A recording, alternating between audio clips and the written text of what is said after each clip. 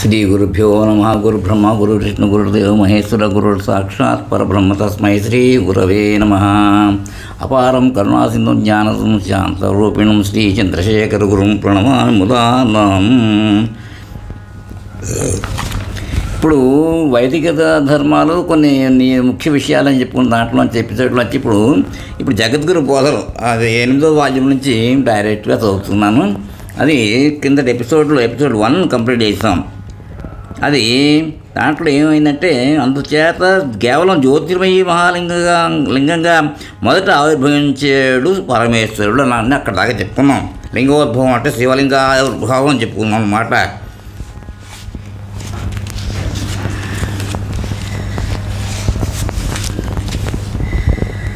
చంద్రశేఖర చంద్రశేఖర చంద్రశేఖర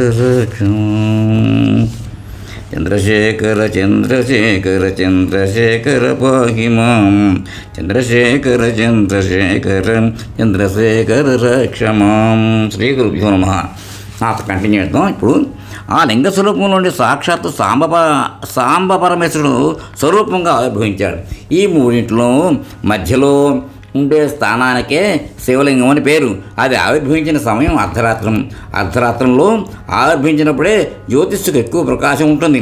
రాత్రి వేళ మహాప్రకాశమైన జ్యోతిష్యి దేవతలకు, సిద్ధులకు, మహర్షులకు దర్శనం ఇచ్చాడు.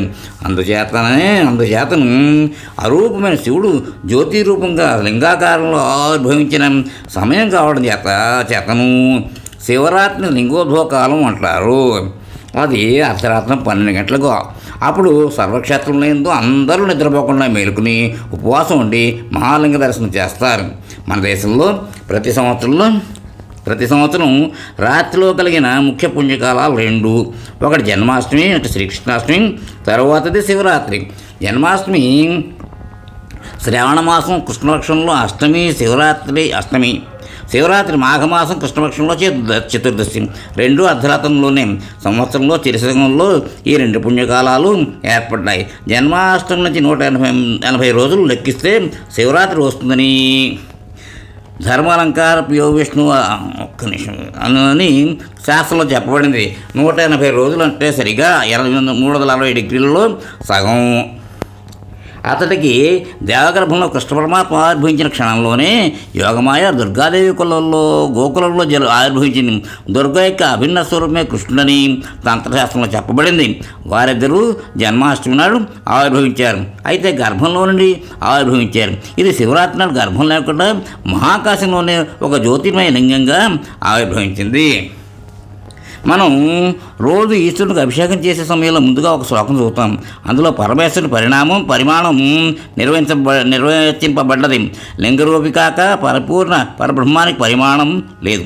ఈ లింగరూపైన పరమేశ్వరుని పరిమాణం ఆపాతాళ నభస్థలాంత భువనం, పాతాళలోకం మొదలు ఆకాశం వరకు ఉండే సమస్తమైన భువనము అయి ఉన్నది. ఈ పరిమాణాన్ని అనగా పాతాళం మొదలు ఆకాశం వరకు ఉన్న సమస్త భువనాన్ని ఒక లింగాకారంగా ధ్యానం చేయాలి.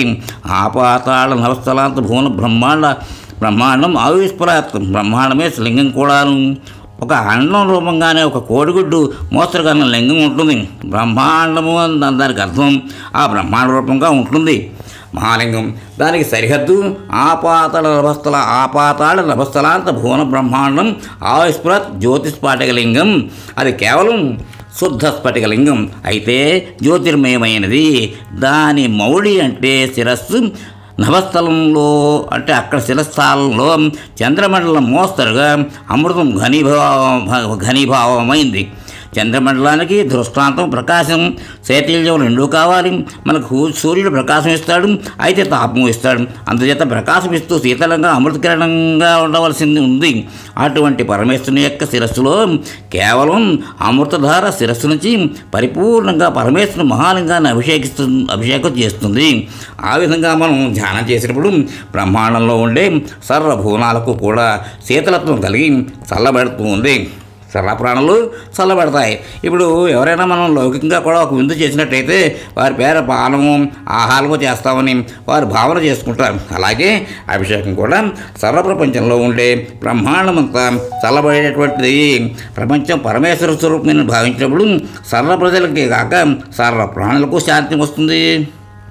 శైత్యం వస్తుంది, దుఃఖ నివృత్తి అవుతుంది. అందుచేత శివలింగ ధ్యానం అభిషేకం చేసినప్పుడు అవి ఆ పరమేశ్వరుడికే. అలంకార ప్రియో విష్ణు అభిషేక ప్రియ శివ అంటాం.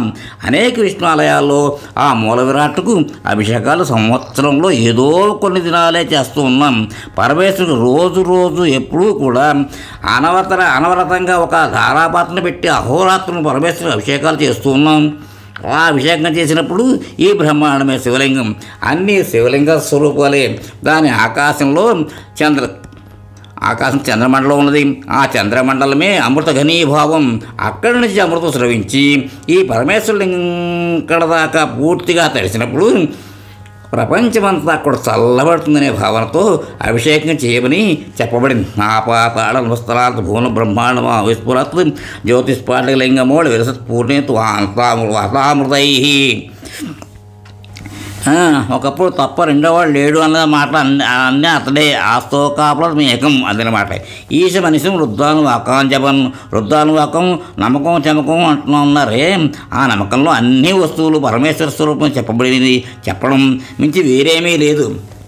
ప్రపంచంలో ఏమైనా సరే మంచి చెడ్డ అన్నీ పరమేశ్వర స్వరూపమే అని నమ్మకంలో చెప్పబడుతుంది. రుద్రానువాకాన్ జపం ధ్యాయే దీప్తి సిద్ధయే అదృత పదం విప్రోభిషం చే శివం. సాక్షాత్ శివునికి అభిషేకం చేయవలసిందే అనే భావం. శివరాత్రి మొట్టమొదటి అరూపమైన ప్రపంచ సృష్టి అయిన తర్వాత కంటే ప్రాణ సృష్టి అయిన తర్వాత వాళ్ళకు అనుగ్రహానికి, వాళ్ళ హృదయం చల్లబడడానికి అరూపమైన పరమేశ్వర రూపంగా లింగరూపంగా. లింగం అంటే దాని ముక్కు కళ్ళు ఏవి లేవు. అయితే ఆ రూపం కూడా కాదు, ఏదో ఒక రూపం ఉంది ఆవిర్భవించాడు. కళ్ళు ముక్కులు చెవు వచ్చే సమయంలో అది పార్వతీ పరమేశ్వరుడు, సహాయుడైన పరమేశ్వరుడు తల్లి తండ్రిగాను బిడ్డలు 2 రూపాలుగాను ఉండి అనుగ్రహం చేయవలసి ఉంది. అందుకోసం ఆ పరమేశ్వరుడు ఆ పరబ్రహ్మే 2 రూపాలు గ్రహించి మనకు అనుగ్రహం చేస్తున్నాడు. ఆ మధ్యావస్థకే శివలింగం అని పేరు. ఆ శివలింగం రాత్రిలో ప్రకాశం జ్యోతిష్ ఎక్కువ ఇస్తుంది. శివరాత్రి నాడు మొట్టమొదటిగా పరమేశ్వరుడు జ్యోతిర్మయుడుగా ఆవిర్భవించాడు. అంచేత ప్రపంచంలో ఎవరైనా సరే మన పూర్వులు ఈ భావమును ఎరిగిన వారు ఆ అలవాటుని ఈనాటికి తీసుకొస్తున్నారు. ఈ శివరాత్రి నాడు శ్రీశైలంలో దేశమంతా కూడా భగవంతుడి దర్శనం దొరుకుతుందా అని ఎంతో ఆతృతతో లక్షల కొలది ప్రజలు రావడం ఇవాళ చూశాను. పరమానందంగా ఉంది. ఈ శ్రీశైలంలో ఈ సంవత్సరం నేను వచ్చి దర్శనం చేసే భాగ్యం నాకు దొరికింది అంటున్నారు పరమాచార్యుల వారు. ఆదిశంకర్ల వారు హిమాచలం మొదలు సేతు వరకు 12 లింగాలు జ్యోతిర్లింగ స్తోత్రమని ఏ చోట్ల జ్యోతిర్లింగంలో పరమేశ్వరుడు ఆవిర్భవించాడో వాటిని గురించి 12 శ్లోకాలు రాశారు. 3 శ్లోకాల్లో ఒకదానికి ఒక్కొక్క క్షేత్రాన్ని చెప్పి ఆ విధంగా 3 శ్లోకాల్లోనే 12 జ్యోతిర్లింగాలను సృజించారు. తర్వాత ఈ 12 జ్యోతిర్లింగాలకు ఒక్కొక్క శ్లోకం ప్రత్యేకంగా వ్రాశారు. ఆ 12లో కాశీ రామేశ్వరం 2 జ్యోతిర్లింగాల్లో ఉన్నాయి. మొట్టమొదటి చెప్పిన సోమనాథ్ సౌరాష్ట్ర దేశంలో ఉండేది. తర్వాత ఇంకా కొన్ని ఉజ్జయిని మొదలైన క్షేత్రాలు చెప్పారు. కాశీ రామేశ్వరం ఈ 2 కూడా అందులోనే ఈ కాశీ రామేశ్వరం సరిగ్గా మధ్యలో ఉండి ఈ శ్రీశైలం ఇక్కడి నుంచి 6,700,000 మైళ్ళు రామేశ్వరం ఉంది. కాశీ కూడా బాగా దూరంలోనే ఉంది. పర్వతాలన్నీ శ్రీశైలంలో. అయితే ఒక్కొక్క పర్వతానికి అంటే 600-700 మైళ్ళు. అంటే ఇక్కడ నుంచి 600-700 మైళ్ళు రామేశ్వరం ఉంది శ్రీశైలం నుంచి. 6 లక్షలు కాదు.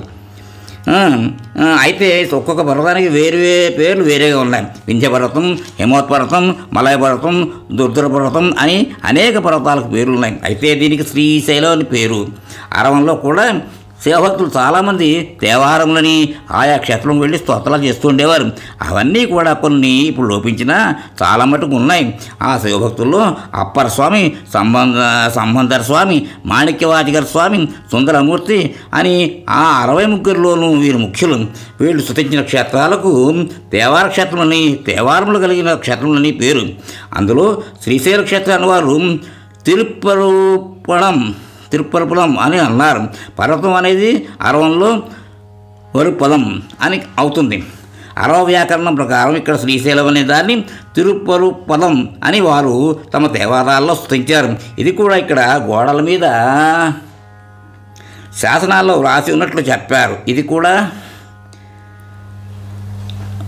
రాసినట్టు చెప్పే ఇది తిరుపరపలం. ఈ శ్రీశైల క్షేత్రం గురించి ద్వాదశ జ్యోతిర్లింగ స్తోత్రంలో అది శంకర్ల వారు సృష్టించిన ఒక శ్లోకం. శ్రీశైల శృంగే వివిధ ప్రసంగే శేషాద్రి శృంగే చ సదా వసంతం తమర్జునం మల్లిక పూర్వమేనం అని ఉంది. మల్లికార్జునం అనే పేరు కూడా ఆ స్తోత్రంలో వాడారు ఆదిశంకర్లు. ఒక విశేషం ఏమిటంటే శ్రీశైల శృంగే అంటే శ్రీశైల శృంగంలో శ్రీశైల శిఖరం దృష్ట్యా పునర్జన్మ న విద్యతే అనే శ్లోకపాదం అందరికీ తెలిసిందే అనుకోండి. మల్లికాపూర్వకంగా మల్లికార్జున నామధేయంతో పరమేశ్వరుడు లింగరూపంగా వసిస్తున్నాడు. శ్రీశైల శృంగే వివిధ ప్రసంగే శ్రీశైల పర్వతంలో ఎన్నో రకాలైన ఔషధులు వృక్షములు ఉన్నాయో చెప్పడానికి తరమే కాదు, వివిధ ప్రసంగములలో వివిధ ప్రసంగే ఏది కావాల్సిన శ్రీశైలంలో దొరుకుతుందని అభిప్రాయం. శ్రీశైల శృంగే వివిధ ప్రసంగే శేషాద్రి శృంగే చ సదా వసంతం. ఈ శ్రీశైలంలో ఉండే మల్లికార్జునుడే శేషాద్రి శృంగాన కూడా ఉన్నాడని భావం. శేషాద్రిని ఇప్పుడు వెంకటాచలం అని అంటున్నాము. ఇతనే అక్కడ ఉన్నాడు. ఇంతకుముందే దేవాలయం చేసిన నాయనారులు అని చెప్పబడిన విధంగానే విష్ణు క్షేత్రాలను సృష్టించిన వారు 12 మంది ఆళ్వార్లని ద్రావిడ దేశంలోనూ తెలుగు దేశంలోనూ కూడా ప్రసిద్ధులు. వీరి ప్రబంధాలు అనుస్మరణ చేయబడుతూ ఉన్నాయి. అటువంటి తేళ్వారునే పరమ విష్ణు భక్తులు ప్రతి క్షేత్రం వెళ్ళి ఆ నారాయణని పరమాత్ముని పాడుతూ వెళ్ళిన అతను శేషాద్రిలో వెంకటాచలపతిని ఈ రిరువురుం రాయ్ సైంది అని పాడారు. తాళ్ షడయం నీన్ ముడియం అని ప్రారంభించి 2 రూపములు కూడా కలిసి ఒక రూపంగానే తిరువేంగడ మలయిల్ వెంకటాచలంలో ఈరిరువురుం రాయ్ సైంది 2 రూపములు ఒక రూపంగా ఆవిర్భవించినట్లు స్తుతి చేశారు. దాన్ని అనుసరించి ఆచార్యుల వారు కూడా శేషాద్రి శృంగేచ సదా వసంతమని ఆ ద్వాదశ జ్యోతిర్లింగ స్తోత్రంలో అన్నారు. ఈ రెంటికి సమన్వయం కుదురుతుంది. ఆచార్యుల వారు ఒకే పరమేశ్వరుడు 2 క్షేత్రాల్లో ఉన్నారని చెప్పారు. కాగా ఆ ఆళ్వారు వెంకటాచలంలో ఉండేది 2 రూపాల సమన్వయం అన్నారు. ఇక్కడితోటి ఈ ఎపిసోడ్కి కొంచెం విరామిద్దాం, తర్వాత కంటిన్యూ చేద్దాం. స్వస్తి.